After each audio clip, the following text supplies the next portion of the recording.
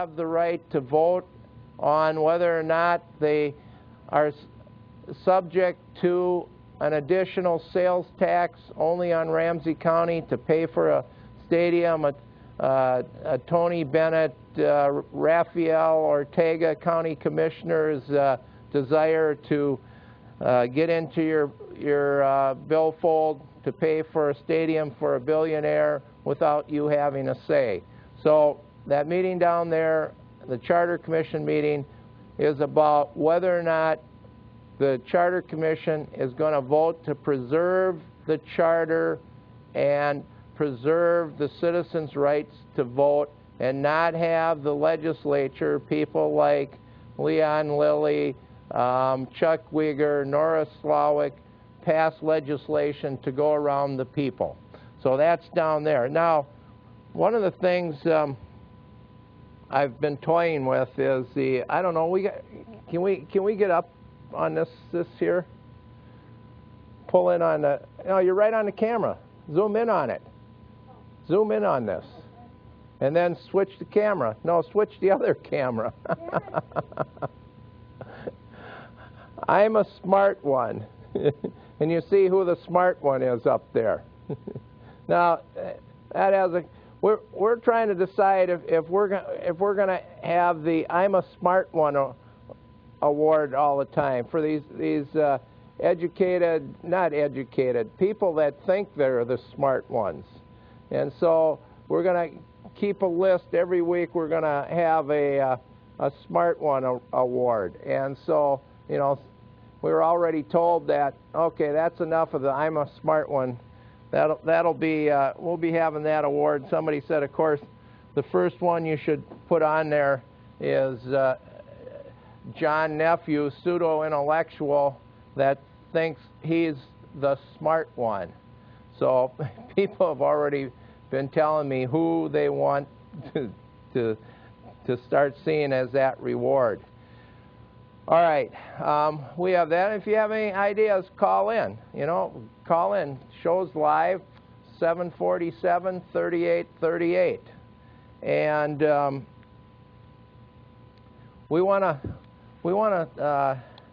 want to start out tonight with, because what's up there first? Deadly streets. And why do I talk about deadly streets? This was, and we should have had a film clip. Oh, we already have a phone call. Let's go ahead and take the phone call before we get into a lot of issues.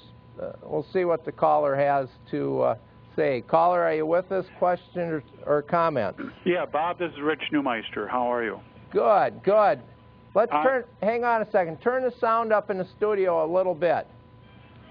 Go ahead. How you been?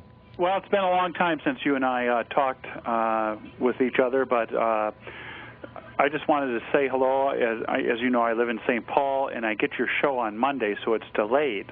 Yes. And I just wanted to encourage you to continue as you do, to talk about the open meeting law and the Minnesota Government Data Practices Act, because those are, again, as I have always tried, and as you know, I lobby on those things. The public needs to know about those two laws, because they're great tools for accountability, transparency, and openness of both local and state government. And I know that you have referred to that several times and all that, and I just want to encourage you to continue when you describe about how you get access to information or whatever. If you can just, you know, tell a little bit more about how you do that, so that you, through the program that you have, that you can help educate the people that watch your program. The more, the merrier, and that's where the strength of, you know, of accountability and transparency happens. It's through the citizenry and the public. In that vein, matter of fact, I was going to give you a phone call because you were in the paper, what, within the last month or so? Well, I've been in here and there, you know, all the way from the issue about accountability, the shutdown in terms of budget. I mean, you know, a lot of things dealing with privacy and openness, and that was one of the most recent ones, I think. It was recently. It could have been about probably about the legislative shutdown. And that I'm sure is what it was. And so because you're one of the great defenders down there at the Capitol, to the point that you're a citizen and you have the credibility. Well, no, because lobbyists don't have credibility. They have power. But you go in there with the credibility of a informed, knowledgeable citizen, and you constantly hold these people's feet to the fire and make sure that the information is out there. You spend the time, like we do, getting information, gathering information, reminding people, and it's that constant fight. The most recent fight I had is with St. Paul schools, asking for information. Rather than have every unit of government is supposed to have that one person in place that is designated to be the point person that a citizen contacts to get information, correct? Right, and they call that person a responsible authority, but then they also have another person generally who's like a compliance official to make sure that when you request information, public information, or private information about you. As you know, many people are involved with government, with their young people, kids, students. You know, parents can get information, you know, about their kids. You know, if you're involved with government in other ways, you can get private information about yourself. So, you know, it's very important just to talk about it. Yes, the Data Practices Act is a tool to use for public information, but it also helps get information, private information, which government has about you, you know, in the dealings you deal with government. It's not available to the public, but it's, you know, government collects it on you. And with St. Paul schools, I've had even some issues with the St. Paul schools recently. But they should, you know, Superintendent Silva, I believe, is the responsible authority, but they may or may not have a compliance official. Like here in St. Paul, it's Sherry Moore, and she's also the responsible authority. But again, your main point, I just want to, what you said, it's very important to let people know that the legislature, the city council at Maplewood or whatever place they live, basically, you know, it's open to the public, you know, except for those 20 days during the shutdown where the Capitol is closed. But they can use these two laws, these two tools, to make sure that they can get access to information. Like, for example, the open meeting law, when, let's say in Maplewood or whatever, there needs to be an agenda, all the materials that the public body has before them, they have to have that at least a copy available to the public to look at.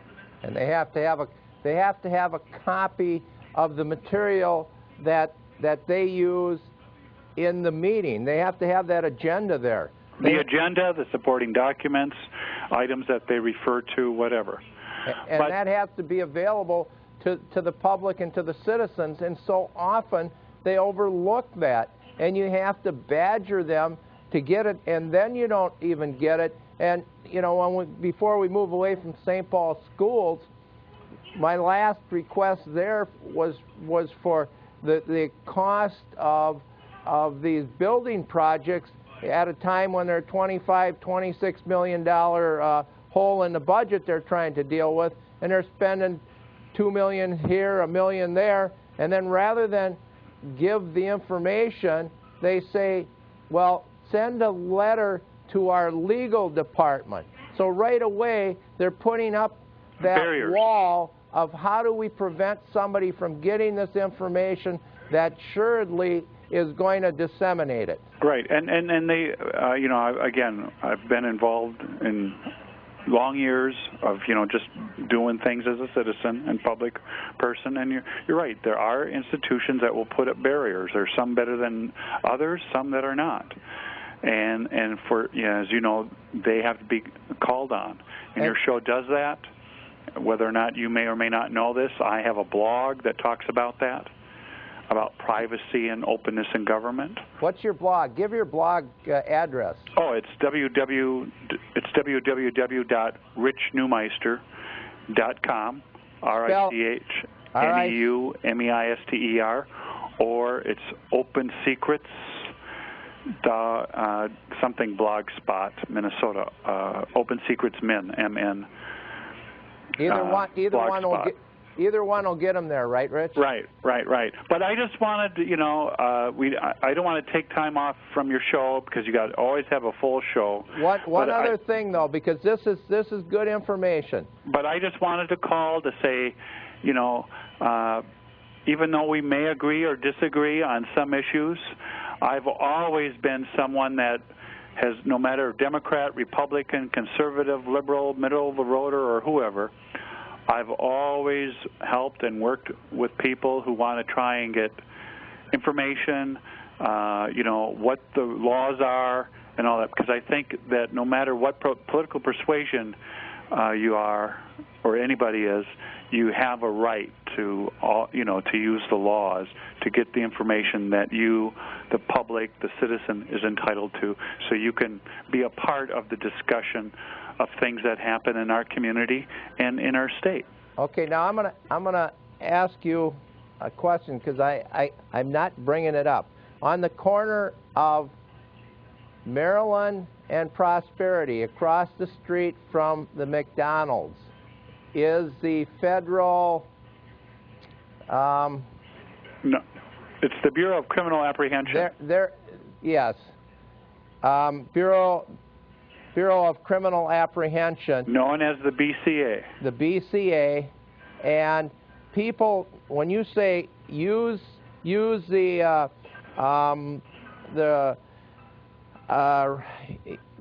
Freedom of Information Data Practice, people should go in there and run their own name and be astonished to the number of things that they have on them. Are you talking about in terms of the public database? Absolutely. And you go in there, and we just had somebody last week tell me they went in there, and it was astonishing to find out how many times his license plate number on his car had been run. If you don't think you're being watched, folks, go in there and... Well, Bob, there's I just want to make sure we're very clear. There's two things that are at the BCA on Maryland there. One is that they have a public database where you can take a look at conviction records on individuals. Yes. If you have the name and date of birth, and they're only for so many years, they're on paper, there's 15 years plus on paper. Then an individual can make a data practices request about information about themselves if they want to, which is separate from the public data, computer that's accessible for conviction data. So I just want to make sure that's that's clear. What I'm telling people to do.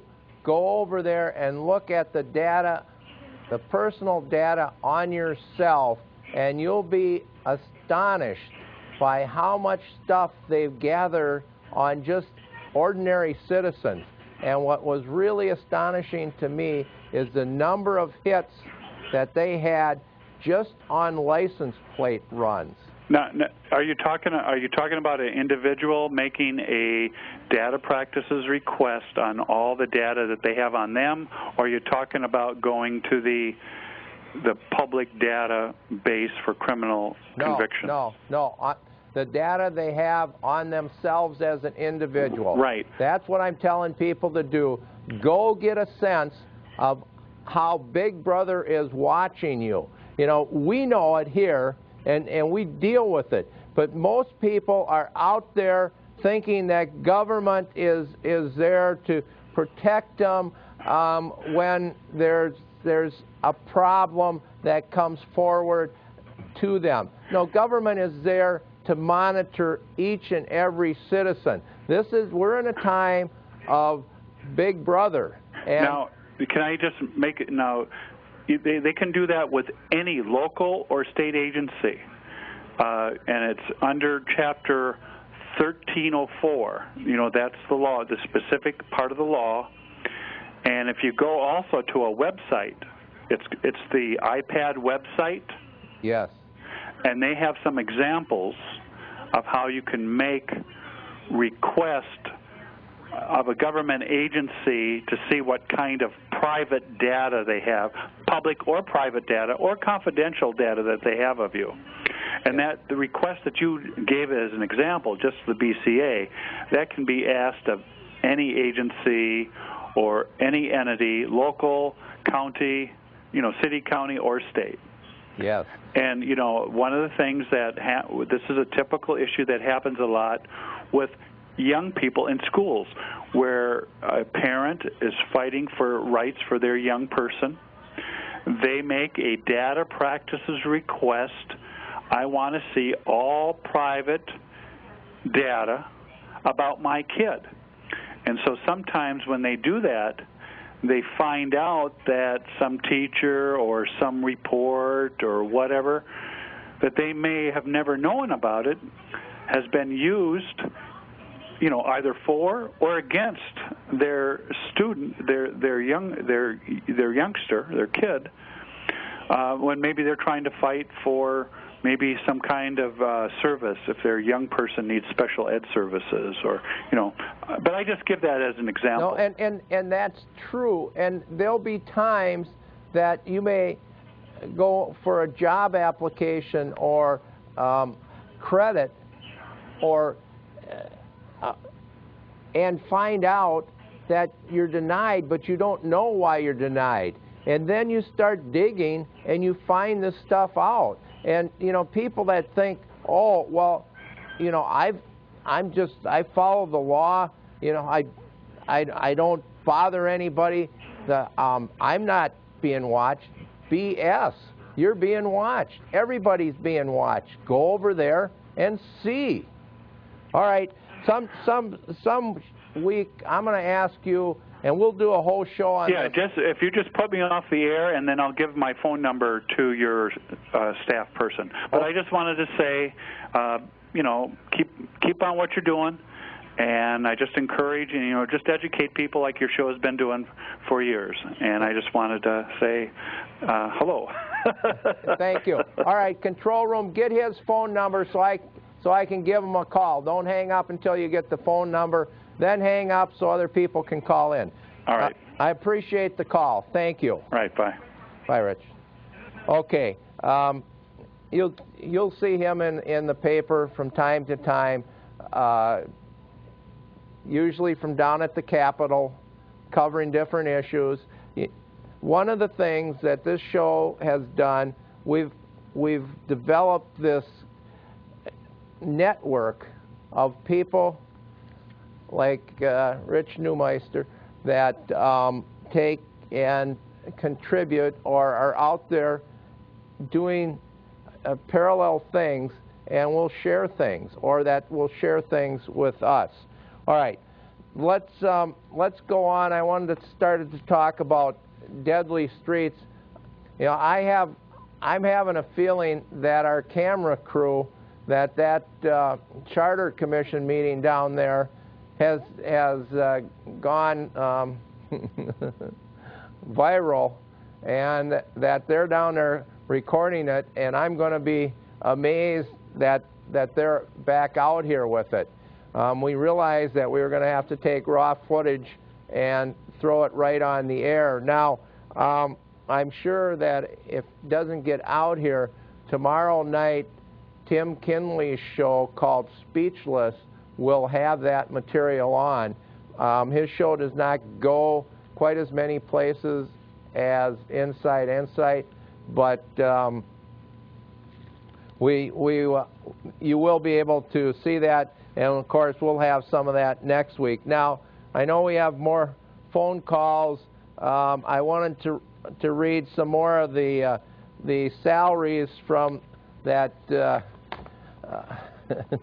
overblown, over-budgeted government monopoly called Maplewood.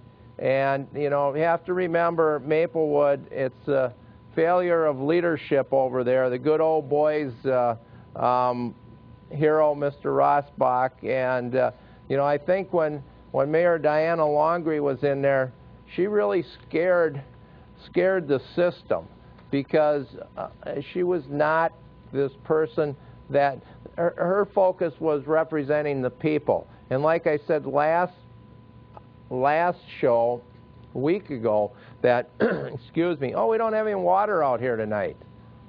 Let's see if we can get some of that stuff.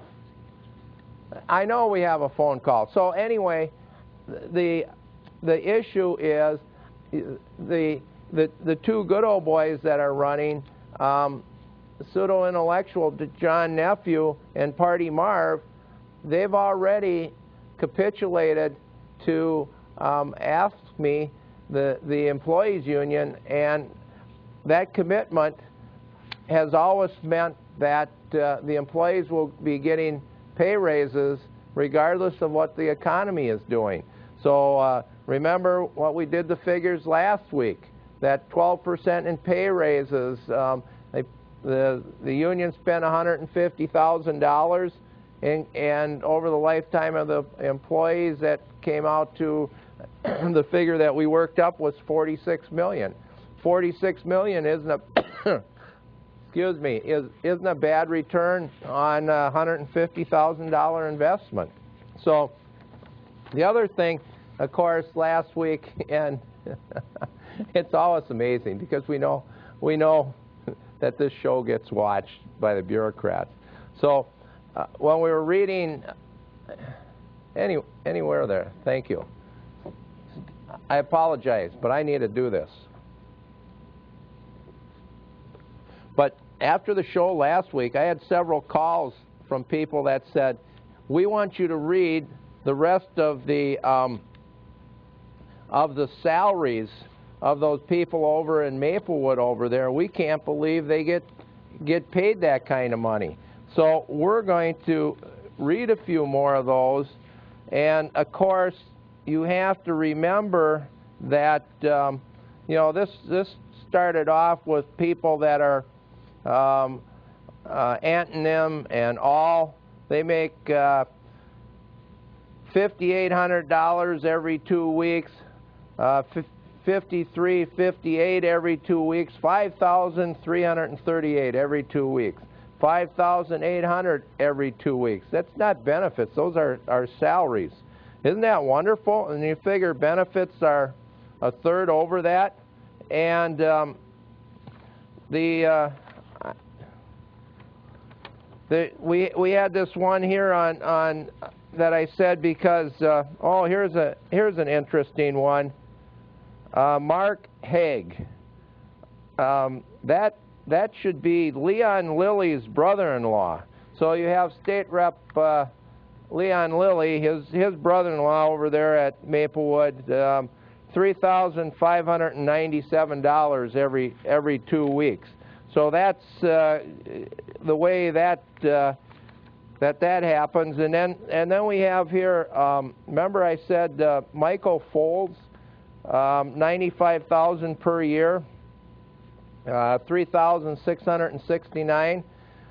We were told that you know, this is the IT guy over there that really his main importance is to go around and fill the ink cartridges on the printers. But we already see that Maplewood as a city, I'm going to try your memory. Remember a Knox Lumber? You know, you have Home Depot and you have Menards, and there were some other ones, but there was Knox Lumber. And Knox Lumber hired a agency, you know, public relations ad agency, because whenever you went to Knox Lumber, you went there for 3 things, and they were always going to be out of one.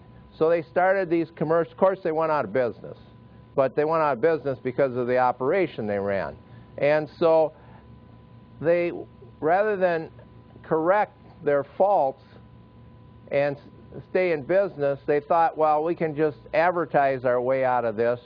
So they would advertise, Knox Lumber has everything that you will come to the store for. Well, they closed. Well, so now how does that compare to Maplewood? Well, Maplewood spent this huge amount of money putting in all new equipment, camera equipment, sound equipment. So they have the best over there. When Brian Olson ran it, he ran it perfectly, and he did it with junk. Now you have tens of thousands of dollars in equipment, and you don't have sound, you don't have good picture, you got feedback. So what is it if it's not the equipment? It's operator malfunction. And so it's Michael Folds $95,000 to run the control room that we do here with volunteers. And they do a good job. I have to get on them a little bit and, you know, tell them to quit having that swivel chair go around so fast. They get dizzy. Then they turn the lights and the sound down on me. Anyway, so you got somebody making $95,000, can't run the control room over there, when the professional Brian Olson that ran it for, I believe Brian was getting paid somewhere between $12, $14 an hour, not $95,000 a year, and not $3,669 every 2 weeks. So that's what government brings you. And so I want you to know that. And so I'm going to read some more of these salaries so you realize how many people over there make over $70,000 a year. We read 2 pages of names last week. And I'm going to read some more, and then every week we'll just read some more because, my gosh, I've got about, 30 pages here of people and their salaries. It's unbelievable. You wonder why there's a $90 million debt over there and a $50 million annual budget. All right, they say we have another phone call. Let's take that other phone call. Caller, are you with us? Question or comment? Hip hip hooray for Bob Zick. I agree with that other caller. You beat the press, Bob. Watching your show, you have to, when you could go, I've noticed, to these events, the other press has to follow you because otherwise you beat them again. Of course, you always have the information earlier and quicker and more in depth than all these commercial press operations. And I know they have don't they have the big salaries? Hey, Bob, the heroes you're talking about, the failure over there at Maplewood Mall, or City of Maplewood, and I think your caller was he doing that? He was saying you do a nice job. Leon Lilly says, if I'm right, Bob, you ask tricky questions. Oh, you got me, Bob. That's a tricky question. And I know Leon Lilly is nothing other than the sidekick of Will Rosbach. The good old boys over in Maplewood and their failure, all they do is scream at people, lie to people, throw restraining orders on people when they request information, when they do freedom of information requests. It's it's a shoot down to hell over there with Will Rosbach. And boy, the good old boys, they are happy about that. That Mayor Longery, when she came in there and she was cleaning stuff up. She was doing what they've been saying they wanted to do for 50 years, bring openness, transparency, allow the citizens to speak. Even over in that dysfunctional city of Roseville, they let people come up and speak at the beginning of the meeting and speak on issues. I've seen how they treat you on TV. They turn off your mic. They talk over you. you know why people don't go up there to listen to the meetings anymore is because they're tired of all the disrespect they receive up there. Bob, I agree with that other caller you had there. Hip hip hooray for you, because you're doing exactly what every citizen in this community should be doing. Because with the good old boys and with their hero Rossbach and the other four of them up there, they're just running over people. Well, what we should say, caller, is that people will in November now have the ability to change that. There's Rebecca Cave and Bob Cardinal that will be on the ballot. They can make a change on that council. They can make a change that will have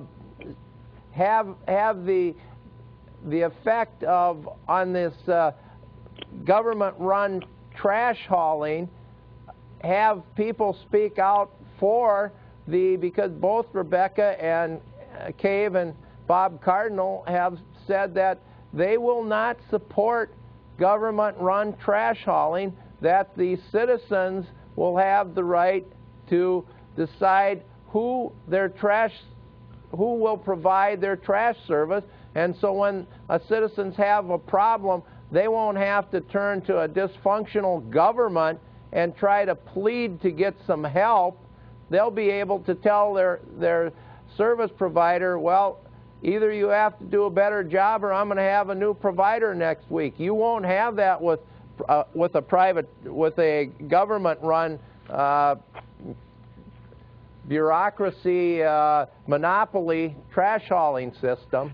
But Bob, like I watched on your show that Matamidi School District under the superintendent Mark Larson, they're going to build an elementary school on a toxic waste dump. If these bureaucrats and administrators are willing to do that, why do you think that the administrators up at Maplewood who run an election would run a clean election instead of a toxic election? If they're willing to poison kids, why wouldn't they poison people who are out to clean stuff up? Thanks, Bob. You're welcome. Thank you, caller.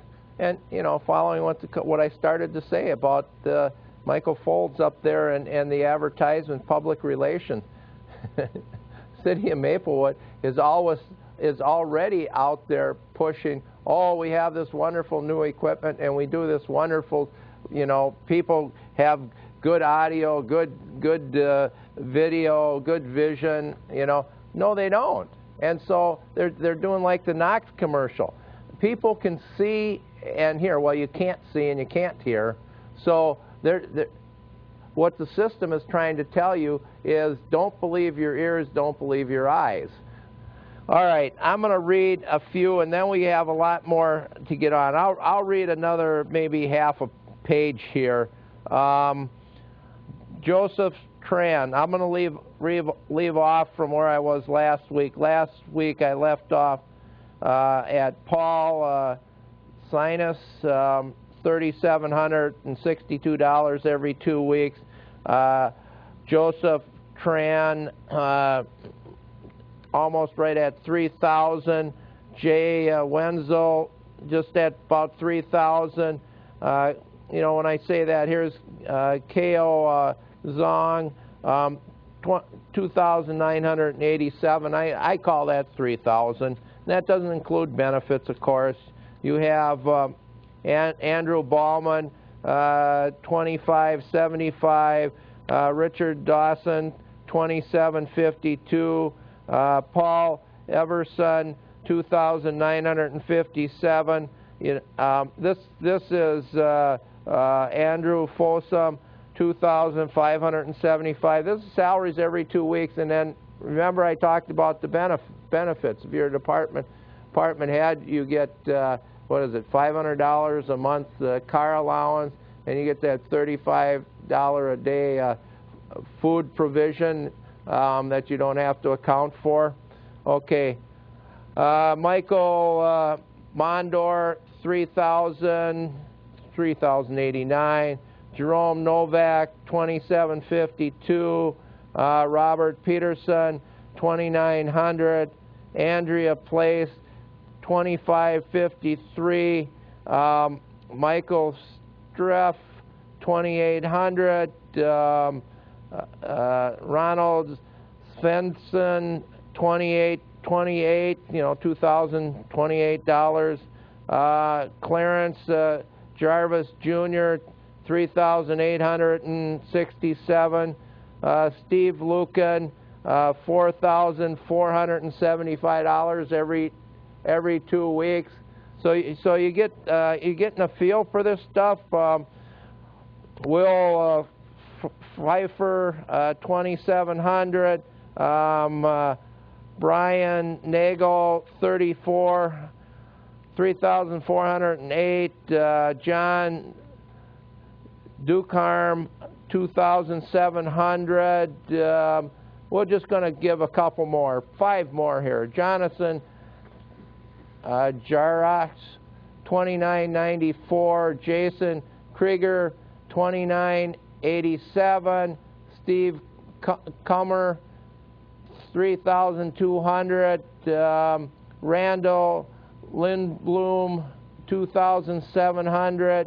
Stephen Love, $3,281. Michael Thompson, $4,228. Dwayne Kaninko, $4,590. I'll put a mark there. That's enough for tonight. We'll have more next week. And we got lots of pages of salaries here. We'll do a few salaries every week here.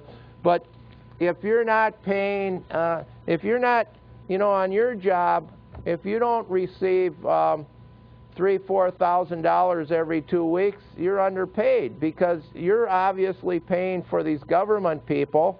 And of course, when you see these letters to the editor of that people, and we do have a phone call, and I'll grab it real quick, have these people write into the newspaper and say, oh, we love government, and remember these government employees that we give these wonderful salaries to, they keep the economy going. They keep all the service workers going. They keep McDonald's and Burger King.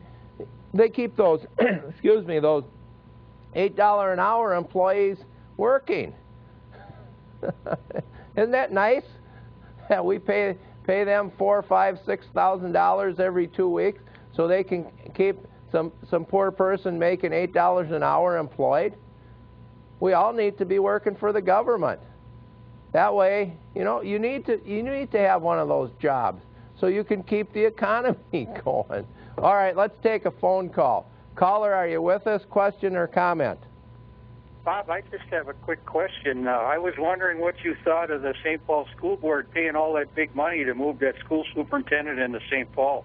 Oh, yes, I was going to talk about that. That's a good question, caller. I think, what was it? They were paying $45,000 to move her from Woodbury to St. Paul. And of course, that comes out of the taxpayer's pocket, right? Yes.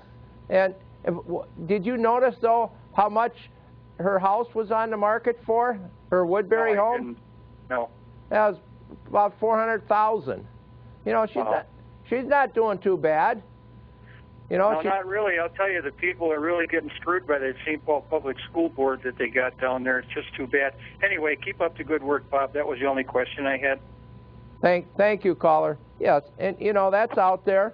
Like I always said, to these government agencies, whether it's St. Paul Schools or Maplewood, cost is no object when it comes to saving money. That you would think that if you're hiring a superintendent, that there's lots of people that are qualified to do that job, and that when the city hired Greg, city of Maplewood, and we have another phone call. When the city hired Greg Copeland to be city manager of Maplewood, that was under those fiscal conservatives, Diana Longree and Rebecca Cave and Eric Jelly, that he was in there at, I think, about $70,000, and his replacement guy is in there at $200,000. The only difference is the city has gone tens of millions of dollars further in debt under the new guy. You know, so money can really buy a lot of inefficiency and waste. And so if that's what your intent is, but wouldn't you think when you hire a superintendent of schools and pay him $250,000 a year, that you would say, you know, if you want this job, you have to live, we expect you to live in the city. You know, they have endless applications, and you know what's the what do they refer to her as, the Chililian? I won't go there. We'll let the callers do that. They call in here and have their little acronyms. All right, we'll take another phone call. Then I want to get on to these deadly streets. All right, caller, are you with us? Question or comment? Okay, Bob, this is a comment, and we could even hang it on deadly streets as far as that's concerned with the city of Maplewood. As you know, they don't maintain streets, they just want to replace them. But the question I have for you, and I'd like to have you answer it in some depth, is these high-paid people of the city of Maplewood, such as the engineering staff and that, when they have a street job, they got to have a whole slug of money for study, and then they go through that, and then they usually end up wanting more. And then when it comes right down to the whole thing, then they have to have a consultant decide the fate of the street and how it's to be taken care of. Now, can you tell me, in honesty, what are the people of Maplewood paying for with their city employees, and what are they actually getting for it? Will you answer that? Thank you very much. I will, caller. Good question. And of course, these street projects, road projects in Maplewood are all, when we look at it, are all about a Ponzi scheme.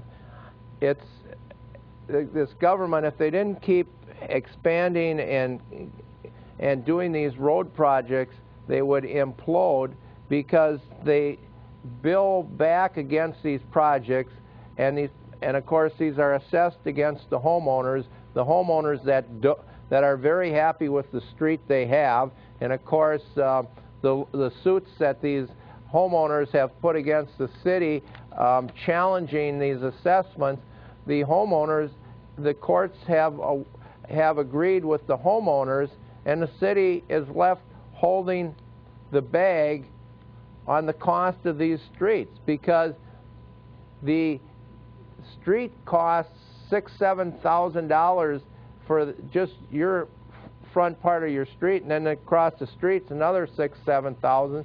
So $12,000–14,000 for a little piece of street there. Your home value by state law has to go up as much as the assessment put against your house. Well, it doesn't happen. Matter of fact, most homeowners are up there, and from the time of the old street until after the new street, the value of their homes have gone down. And so the city can't substantiate this. The city attorney up there has been beaten on this a couple times, wants to go into court and try to argue that, oh, well, you can't use the value of the home and the house. We have to pretend the house doesn't exist on the property, and it's only the piece of vacant land, and the value went up because the street was improved. The judge says, what? Are you people dingy? Come in here and talk like that? You know, I'm paraphrasing, of course.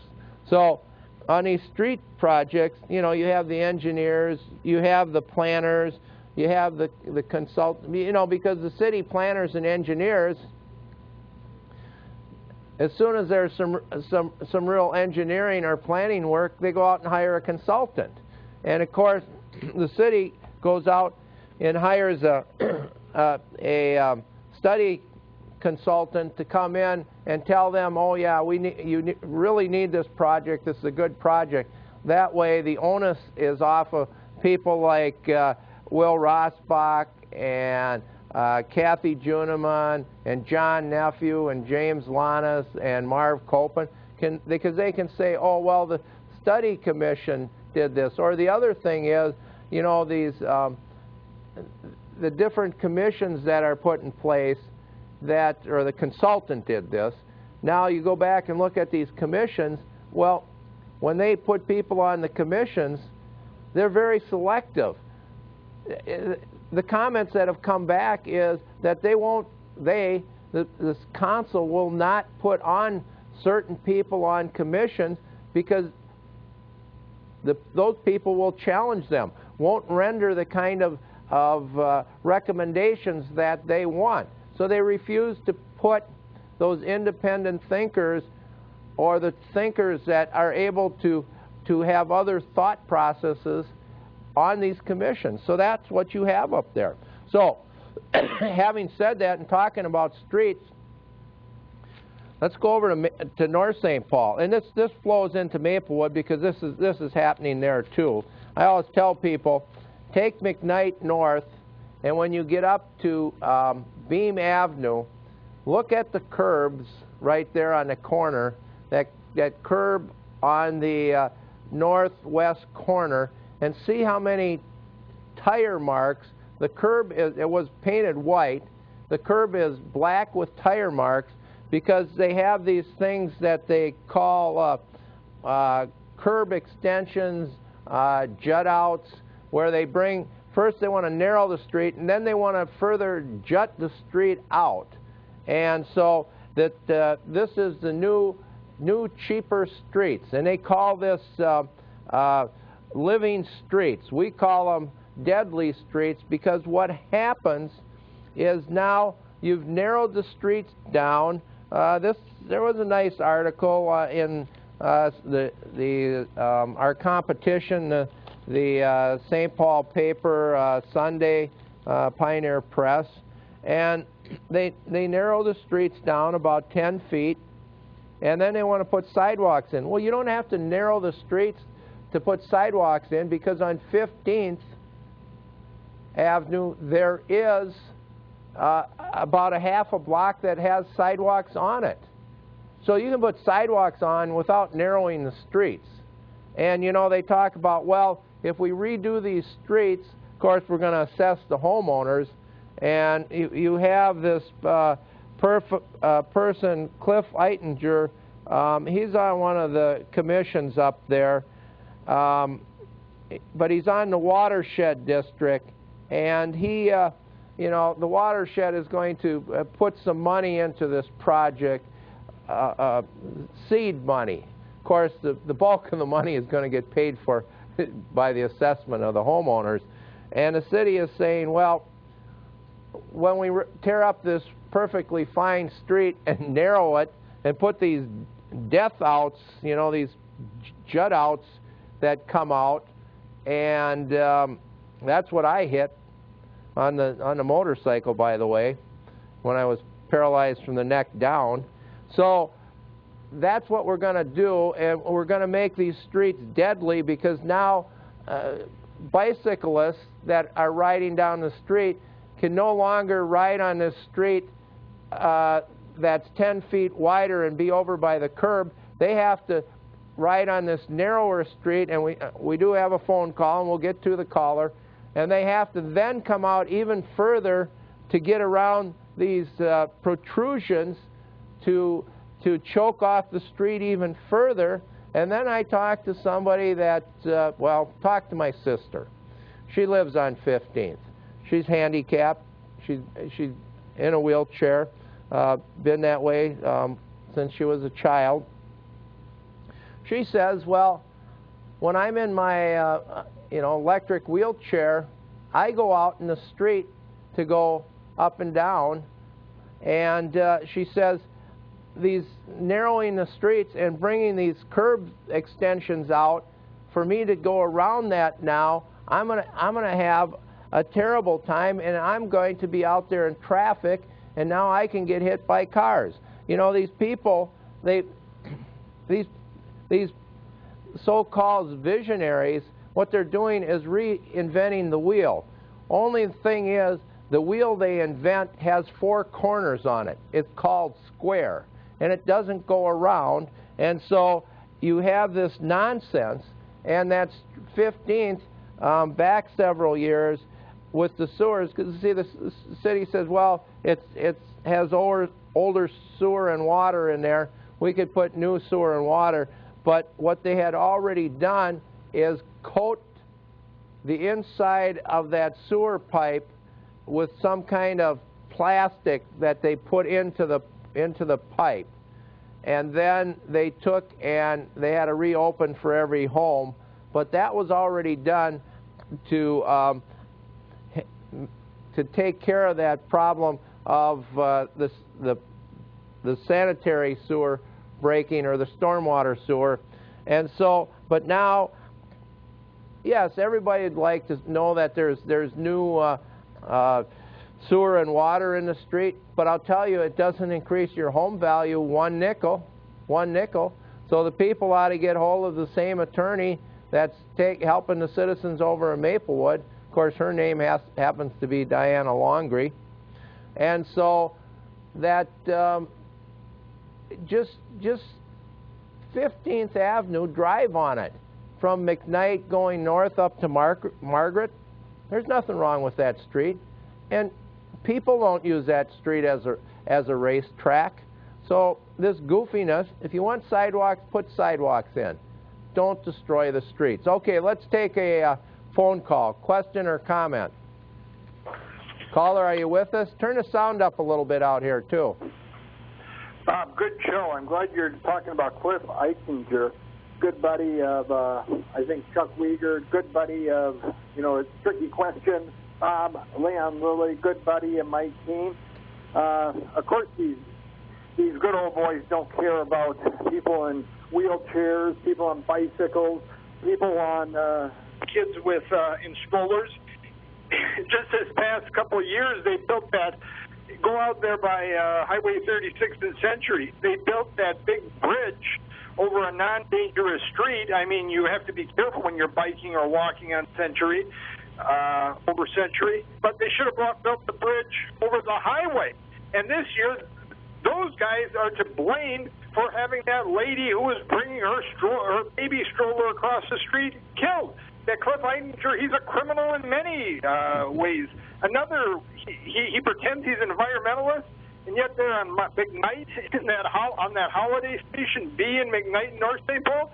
He paid premium price for an old sod farm that they made into Environmental Learning Center, and then they put a gas station to drain into their Environmental Learning Center, and then they put a bus garage to have their cleaning and fluids and their gas and their oil drain into their Environmental Center. These criminals and crooks, I'm glad you're exposing how they hide behind some of these fake terms. Thanks, Bob. Thank you, caller. Caller put a lot of information out there in the last 2 minutes. We're down to 2 minutes here. So the article that was in the paper, I would just say yes. Call up Mayor Mike Keene. Call up Terry Furlong Liquor Store right there on Century and North St. Paul, the 7th Avenue there, or call up Candy Peterson, Hal Norgard's daughter. Call up any of those, Bob Bruton. Call up those people and tell them that this is foolishness. That you want streets that can you imagine being a snow plower, having to plow snow, and then have all those curb extensions come out and plow around all that? And then when you have these narrow streets, you've already narrowed the street 10 feet, so now you have to restrict parking to one side of the street, and now you start plowing in the winter, and the first time the plow runs, they can plow it up to the curb, and now you have a bank, and so every consecutive plow run after that, the snow's got to come further in the street, and pretty soon you're not going to park on one street. We have a phone call. Caller, you got about 10 seconds. Take the call. Are you with us? No. Okay. So we're gonna wrap up here. I'm your host, Bob Zick. If you want to see the Charter Commission, the film crew didn't get back here. Watch Tim. Need a quick and easy option to give away your usable items? Then visit TwinCitiesFreeMarket.org to benefit the environment.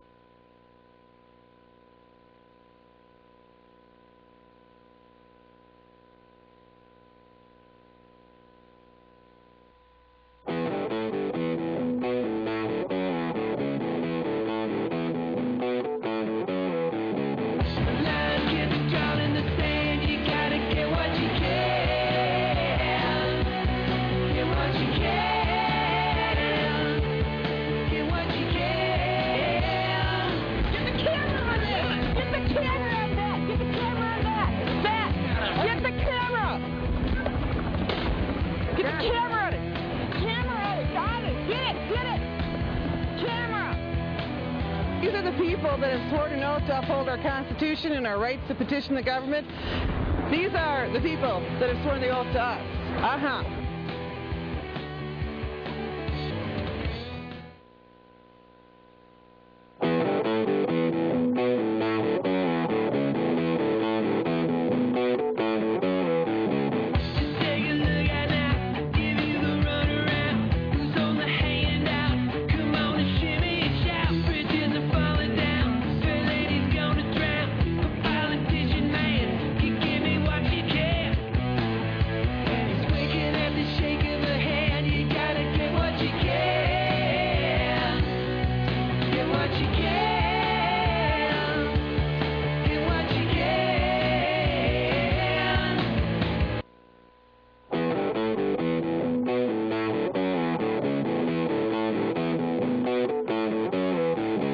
Introduce to you Nancy Lazaron. Now, one of the most important things that I've learned over 15 years of research is that we don't know who we are.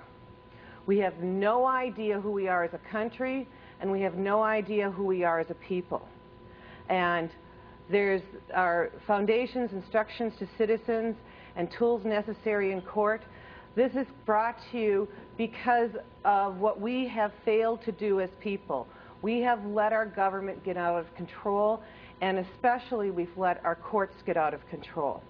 One of the things that we allow is for the judges to actually take tips. They write this rule that they can take money. And so that's why our subtitle on this, you've been served. Served is a court process when you're given papers. It's also when you've been served in a restaurant. How much do you tip the judge? Well, I'd like to know how much are we going to tip over the judge? How much are we going to tip over and stand and take our position and put that judge and all of our public officials in their correct positions, because they've actually been confronting us and taking our positions.